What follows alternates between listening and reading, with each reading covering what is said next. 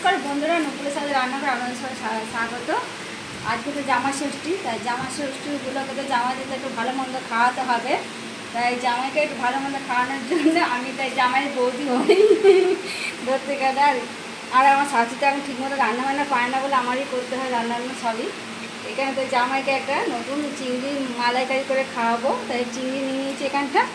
এই যে এখানে চিংড়ি নিয়েছি, আমি এখানে ছোটো চিংড়ি নিয়েছি। আপনারা চাইলে বাগদা কি বড় চিংড়ি মোচা চিংড়ি নিলেও হবে।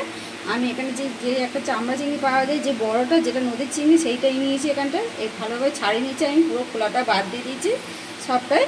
আর এখানে আমার লাগছে মশলার জন্য কী কী নিচ্ছি আমি মশলার মধ্যে মিক্সচার করে দেখাচ্ছি। এই নেবো মিক্সচার বাটিতে। আমার লাগবে, প্রথমে লাগবে নারকেলটা দিয়ে দিচ্ছি।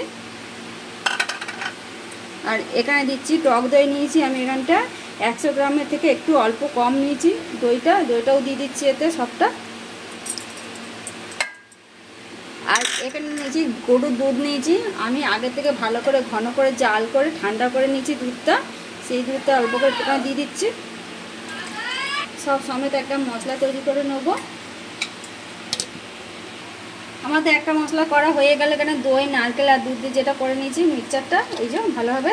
আর দেখুন মিক্সচারটা কত সুন্দর হয়েছে, এরম যেন গাঢ় থাকে, কোনো পাতলা যেন না হয়, এরমই রাখতে হবে জিনিসটা, তাহলেই ভালো হবে রান্নাটা। এইটা পাশে রেখে দিচ্ছি, দিয়ে আর একটা মশলা তৈরি করে নেব। মশলার জন্য আমি এখানে রসুন নিয়ে নিয়েছি, গোটা 5 রসুন দিয়ে দিচ্ছি, কাঁচা লঙ্কা দিয়ে দিচ্ছি গোটা 5। যে যেরকম ঝাল খেতে পছন্দ করে সেরকম ঝালটা দেবেন আপনারা। এখানে কাঁচা লঙ্কা দিয়ে দিয়েছি, আর দেবো একটু পেঁয়াজ। এটা দিয়ে আমি মশলাটা তৈরি করে নেব। একটু জল দিয়ে, সামান্য জল দিয়ে মশলাটা তৈরি করব। আমি এখানে কড়া বসিয়ে দিয়েছি গরম করতে। আর আমি এই রান্নাটা করব সাদা তেলে, একটু সাদা সাদা ভাবতে হবে, খুব যে লালচে ভাব হবে না এখানে। আর অল্প মশলা দিয়েই করছি আমি এখানটা।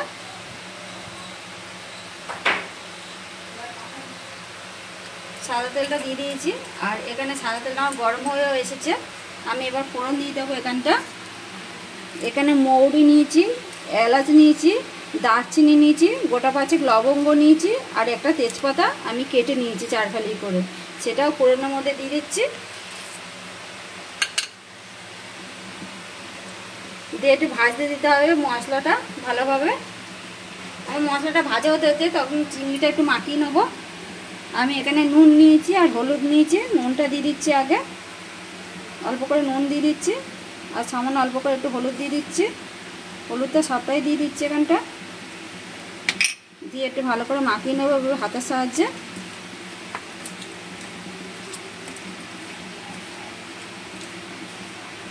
একটু ভালো করে মাখিয়ে নিয়েছি আমি এটা। আর আমার এখানে মশলাটা ভালোভাবে ভাজা হয়ে গেছে, আমি এবার সব চিংড়ি কাটার মধ্যে দিয়ে দেবো।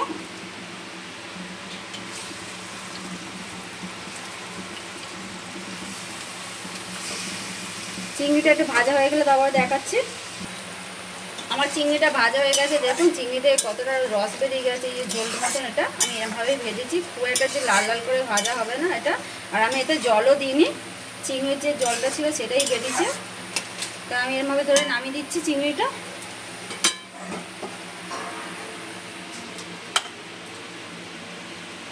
এরমভাবে মালাইকারি করলে খুব সুন্দর টেস্ট লাগে খেতে। আমি কড়াইটা বসিয়ে দিয়েছি, আমি ওই কড়াইয়ের মধ্যেই তেল দিয়ে দেবো, সাদা তেল। আর একটু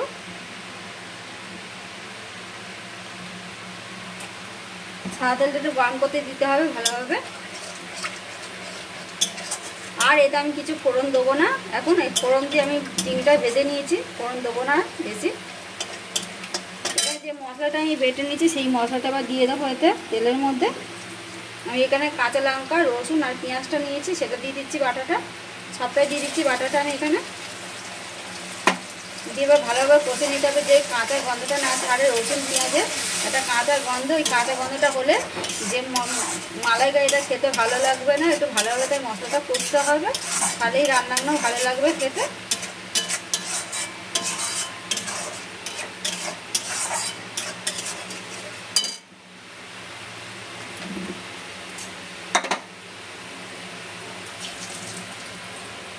আমি এবার একটু মশলা দিয়ে দেবো এখানটা। আমি এখানে ধনে গুঁড়ো নিয়েছি 1 চামচের মতন, সেটা দিয়ে দিচ্ছি।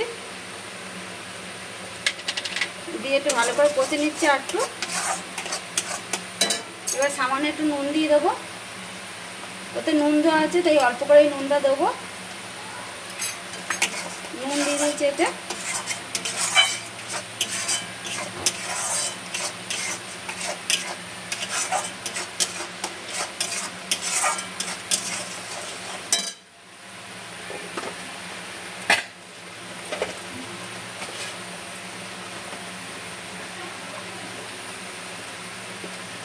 আর একটুখানি হলুদ গুঁড়ো দিয়ে দিচ্ছি সামান্য অল্প করে।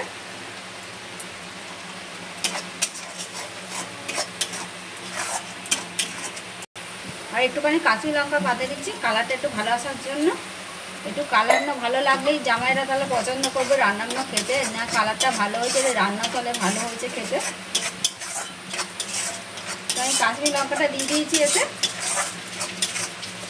আর এখানে যে নারকেল আর দুধ দিয়ে আমি যেটা মিক্সচার করে রেখেছি দই দিয়ে, সেটাও দিয়ে দিচ্ছি এতে।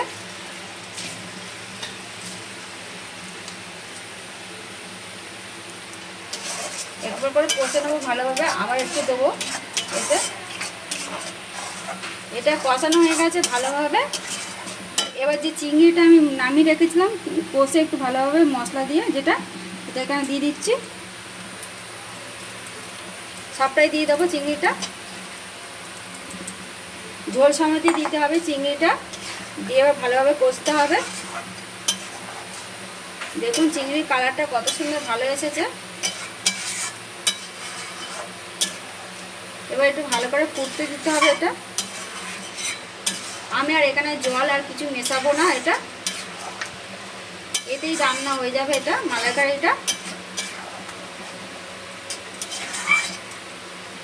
এবার একটুখানি সামনে অল্প করে একটুখানি চিনি দিয়ে দেবো, একদম অল্প করে দেবো চিনিটা, একদম অল্প করে দিচ্ছি চিনিটা। টক দইটা দেওয়া আছে বলে চিনিটা দিলে একটু খেতেও ভালো লাগবে, যে টকসি ভাবটা বেশি লাগবে না। এবার একটুখানি গরম মশলা গুঁড়ো দিয়ে দিচ্ছি অল্প করে।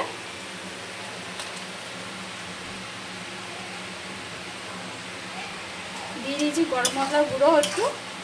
এবার ভালো করে ফুটে এলে তারপর একটু ঘি দেবো। আমার মালাইকারিটা এখানে রেডি হয়ে এসেছে। আর কালারটা দেখুন কত সুন্দর এসেছে, যেন এরকমভাবেই কালারটা যেন থাকে রান্নার সময়। এবার একটু ঘি দিয়ে দেবো, ঘি দিয়ে আর বেশি ফোটাবো না,